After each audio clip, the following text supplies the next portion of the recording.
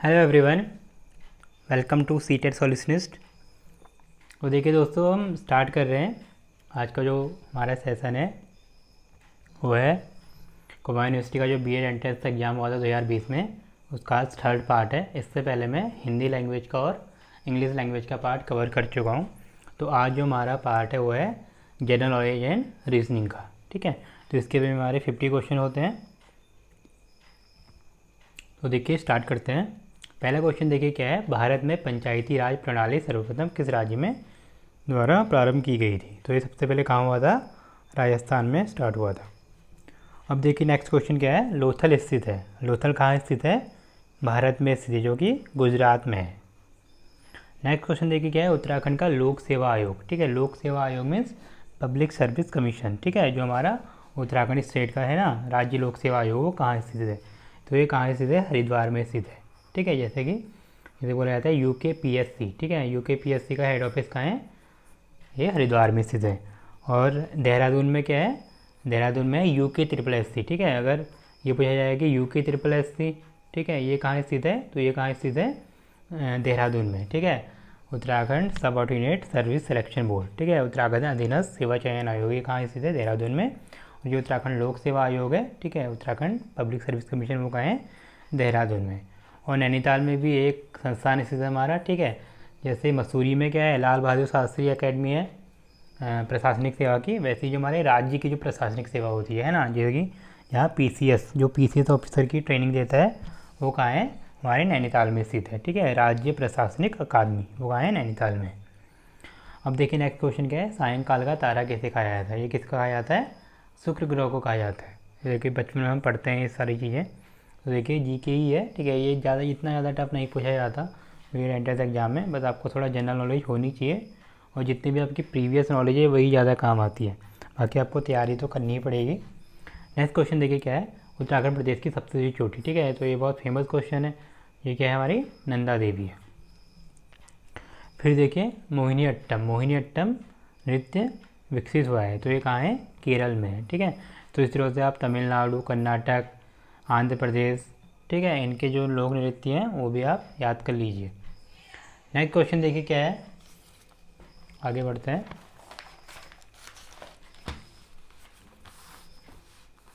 Next question है, operation black board कार्यक्रम किससे संबंधित है? ठीक है, तो ऑपरेशन ब्लैक बोर्ड ये किससे संबंधित है? प्रारंभिक शिक्षा से, मीन्स एलिमेंट्री एजुकेशन से। ठीक है, तो इसमें थोड़ा कन्फ्यूजन होता है एक प्राथमिक शिक्षा और प्रारंभिक शिक्षा। ठीक है, तो यहाँ पे जो प्रारंभिक शिक्षा है ये इससे रिलेटेड है, एलिमेंट्री एजुकेशन से। अब देखिए रक्त का थक्का। ठीक है, तो रक्त का थक्का मीन्स ब्लड क्लॉटिंग। ठीक है, तो ये में सर्वाधिक सहायक कौन सा होता है? Vitamin K। ठीक है, अब देखिए क्या है, एक चेक भुगतान की वैधता अवधि है, तो ये वैलिडिटी कब तक होती है चेक की? ये कितना है? 6 मंथ तक ये वैलिड रहता है। फिर देखिए क्या है, अध्यापक शिक्षा के लिए वैधानिक संस्था है। तो देखिए अध्यापक शिक्षा के लिए वैधानिक संस्था क्या है? NCTE। इसकी फुल फॉर्म क्या है? National council for teacher education. ठीक है, अब देखिए इसकी स्थापना कब हुई थी? 1973 में हुई थी। इसकी स्थापना जो हुई थी 1973 में, बट जो इसको संवैधानिक दर्जा दिया गया था वो 1993 में दिया गया था। तो आप इसको याद कर सकते हैं।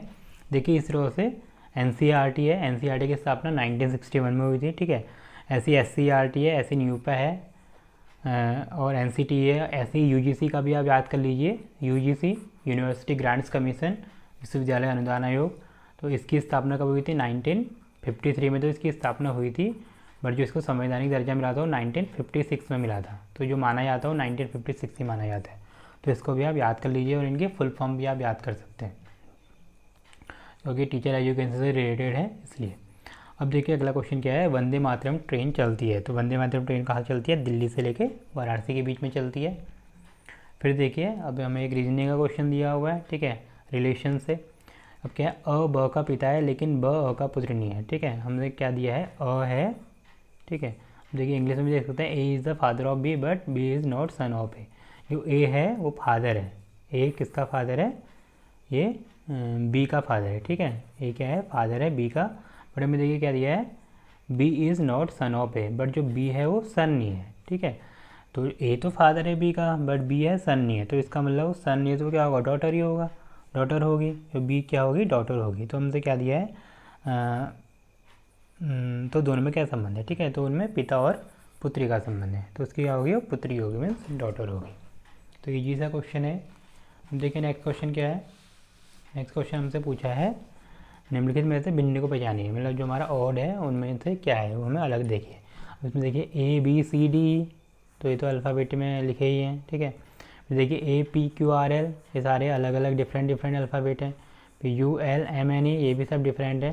फिर देखिए यहाँ पे क्या है, जी एफ जी, यहाँ पे कैपिटल जी है फिर स्मॉल जी है, तो इसलिए हमारा क्या है, ये डिफरेंट है, तो इसका आंसर क्या हो जाएगा, बी हो जाएगा, क्योंकि इसमें दो हमारे सिमिलर आ गए, दो हमारे सेम ही लेटर आ गए इसलिए। अब देखिए नेक्स्ट क्वेश्चन क्या है, निम्नलिखित में से भिन्न को ढूंढिए, तो इसमें हमें ऑड को फाइंड आउट करना है कि कौन हमारा डिफरेंट है। तो देखिए यहाँ पे क्या है, अब देखिए 5 7 9 8 8 5 6 9 6 3 9 8, तो इसमें हमें रिलेशन ढूंढना है। तो देखिए आप रिलेशन किस तरह से ढूंढ सकते हैं, आप तो ये देख सकते हैं कि ये किसी का स्क्वायर तो नहीं है, ठीक है, ये हमारे पूर्ण वर्ग तो नहीं है, कोई मतलब कोई ऐसा नंबर तो नहीं जो कंप्लीट स्क्वायर बन रहा है किसी नंबर का, तो ऐसा नहीं है, ठीक है। फिर आप और को देख सकते हैं, क्यूब में भी देख सकते हैं, बट यहाँ पे देखिए इजी तरीका यहाँ पे क्या है, इन सबको आप सम कर लीजिए। देखिए अगर आप यहाँ पर सम करते हैं, देखिए 5 7 12 9 21, इसका 21 आ रहा है, 6 9 15 6 21, फिर 8 8 16 5 21, 3 9 12 8 20, तो जो डी वाला है इसका क्या आ रहा है, 20 आ रहा है, इनको सम करके कितना आ रहा है, 20 आ रहा है, बाकी सबको सम करके 21 आ रहा है, तो इसलिए क्या हो जाएगा, इसका आंसर डी हो जाएगा। अब देखिए नेक्स्ट क्वेश्चन, निम्नलिखित में से कौन दूसरों से भिन्न है। तो देखिए अब यहाँ पे मंगल बुध और बृहस्पति, ये सब हमारे क्या हैं, ग्रह हैं, प्लैनेट्स हैं, ठीक है। बट जो चैलेंजर है, चैलेंजर में तो कुछ है ही नहीं, तो चैलेंजर ये डिफरेंट ही है, ठीक है। नेक्स्ट क्वेश्चन देखिए क्या है, ये दी गई श्रृंखला में अगली संख्या क्या होगी। तो यहाँ पे देखिए हमें नंबर सीरीज दी है 15 20 30, तो देखिए अब इनमें रिलेशन ढूंढिए कि क्या हो सकता है। देखिए 15 और 20 के बीच में क्या है, 5 का डिफरेंस है, फिर ये 10 का डिफरेंस है। अब देखिए यहाँ पे 5 का डिफरेंस आ रहा है, यहाँ पे 10 का डिफरेंस आ रहा है, तो अगला क्या होगा हमारा, 15 का डिफरेंस होगा, तो अगर हम 30 में हम 15 जोड़ेंगे तो कितना हो जाएगा, 45 हो जाएगा, तो इसका आंसर क्या हो जाएगा, सी हो जाएगा। अब देखिए नेक्स्ट क्वेश्चन, ये बहुत इंपॉर्टेंट क्वेश्चन है, ठीक है, Venn diagram type, Venn diagram बोलते हैं इसे। तो देखिए यहाँ पे हमें ये सब रिलेशन दिए हुए हैं और हमें इसके हिसाब से ढूंढना है। तो देखिए हमें ये दिया हुआ है, जो ये वाला सर्किल है ये खिलाड़ी को शो करता है, प्लेयर्स को, फिर जो ये वाला सर्किल है ये कलाकार को शो करता है, आर्टिस्ट को, और जो ये वाला सर्किल है ये गायक को शो करता है, मीन्स सिंगर्स को। तो हमसे पूछा गया है, देखिए क्या दिया है, खिलाड़ी लोग जो कलाकार हैं परंतु गायक नहीं है, ठीक है, हमें क्या दिया है। देखिए पहले इसको आप समझ लीजिए ये हमसे क्या कहना चाहता है। देखिए ए में तो हमारे क्या आ रहे हैं, खिलाड़ी आ रहे हैं, ठीक है, और ये इसमें क्या आ रहे हैं, कलाकार हैं। अब देखिए जो ए लिखा है ना, ये ए का मतलब वो सिर्फ खिलाड़ी ही खिलाड़ी हैं, ठीक है, और जो एफ लिखा है वो सिर्फ कलाकार ही कलाकार हैं, और जी है वो सिर्फ सिंगर से सिंगर से।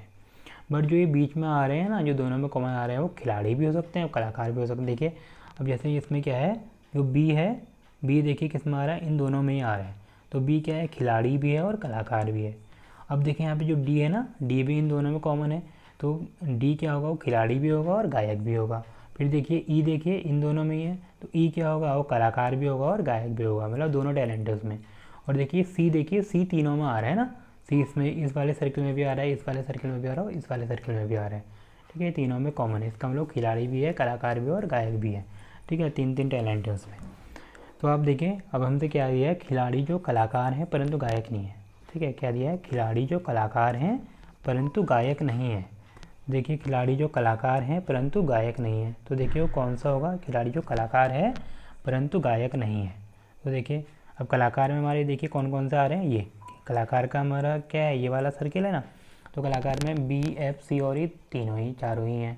बट हमसे पूछा है वो कलाकार तो हैं बट गायक नहीं है। अब गायक देखिए इनमें कौन है, सी और ई क्या है, गायक हैं, ठीक है, सी और ई क्या है, गायक हैं। तो इसका मतलब जो बी है, ठीक है, सॉरी, हाँ, जो बी है, बी देखिए क्या है, बी हमारा क्या है, कलाकार तो है बट गायक नहीं है, तो इसलिए इसका आंसर क्या हो जाएगा, बी हो जाएगा। इसका आंसर एफ भी होगा बट यहाँ ऑप्शन में दिया नहीं है, ठीक है, तो इसलिए हम ऑप्शन के अकॉर्डिंग करेंगे। तो बी क्या हो जाएगा, इसका आंसर हो जाएगा, बी क्या है, जो कलाकार है परंतु गायक नहीं है। इसको हम इस तरह से बोल सकते हैं, बी क्या है, खिलाड़ी भी है बट वो गायक नहीं है। अब देखिए नेक्स्ट क्वेश्चन क्या है।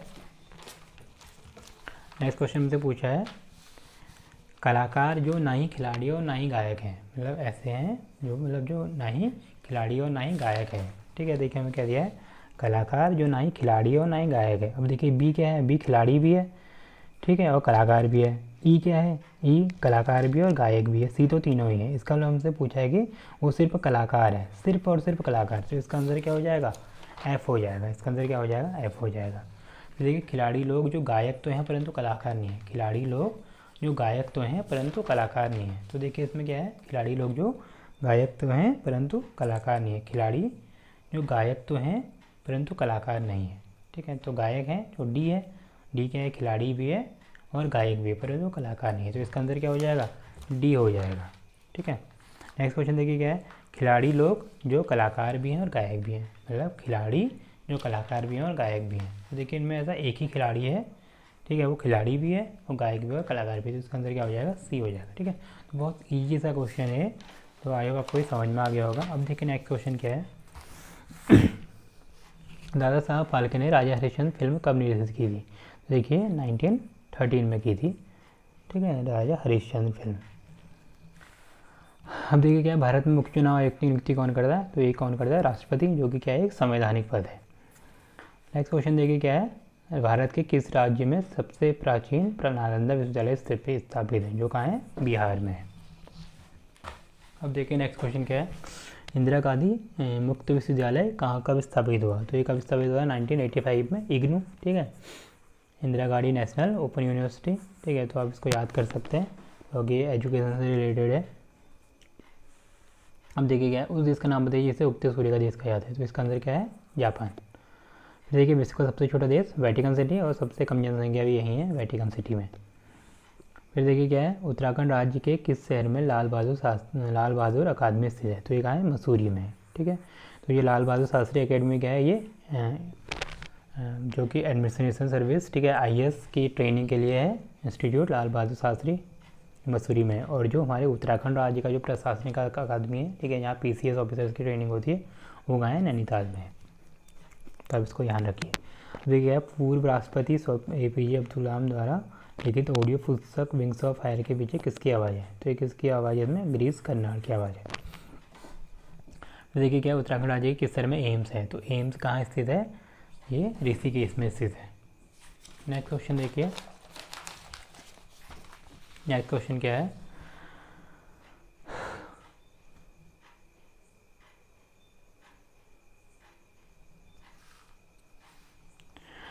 निम्नलिखित में से कौन सी नदी उत्तराखंड में नहीं बहती है। तो ये देखिए रामगंगा भी है, टोंस भी है और नयार, ये तीनों नदियाँ बहती हैं। तो इसमें आंसर क्या हो जाएगा, गंडक। फिर क्या है, निम्नलिखित नदी में से कौन सी गंगा की सहायक नदी नहीं है। तो ये क्या है, इसका आंसर चंबल। चंबल इसकी सहायक नदी नहीं है, क्योंकि चंबल कहाँ बहती है, मध्य प्रदेश में, ठीक है, और गंगा जो है मध्य प्रदेश में होते हुए नहीं बहती है।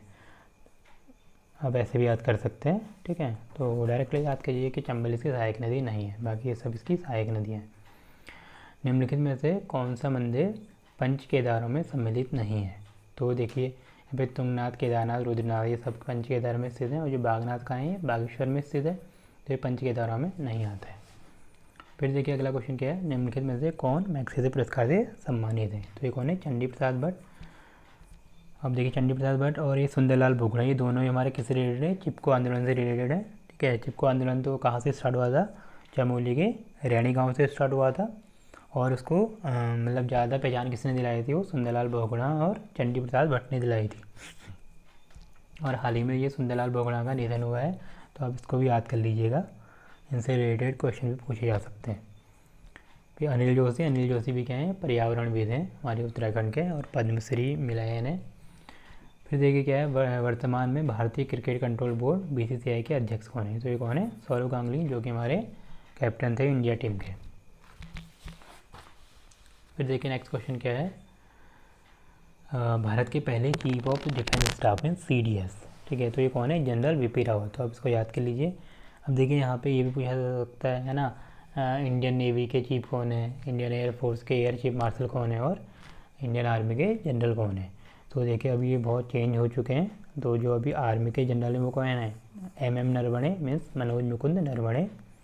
फिर देखिए एयर चीफ मार्शल, ये पहले BS धनोआ थे, अब कौन है, VR चौधरी, ठीक है, VR चौधरी के हैं अब एयर चीफ मार्शल हैं। और जो नेवी के हैं एडमिरल, अब वो कौन है, करमवीर सिंह। पहले सुनील लांबा थे, अभी करमवीर सिंह है। अब देखिए भारतीय रिजर्व बैंक के वर्तमान गवर्नर कौन है, तो ये अभी वर्तमान में भी शक्तिकांत दास है। निम्नलिखित में से कौन सा देश सार्क का सदस्य नहीं है, तो ये इसका आंसर क्या है, म्यांमार।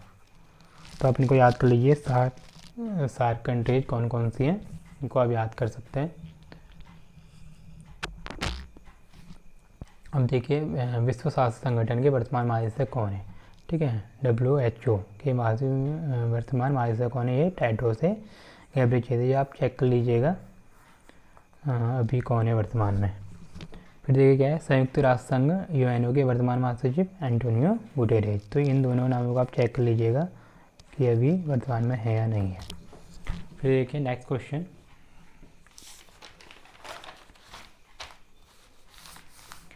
भारत में परमाणु ऊर्जा का जनक किसे माना जाता है, तो ये कौन है, डॉक्टर होमी जहांगीर भाभा। ठीक है, किसको माना जाता है, डॉक्टर होमी जहांगीर भाभा। इन्हीं के नाम से मुंबई में, ठीक है, मीन्स ट्रॉम्बे में स्थित है BARC Bhabha atomic research centre.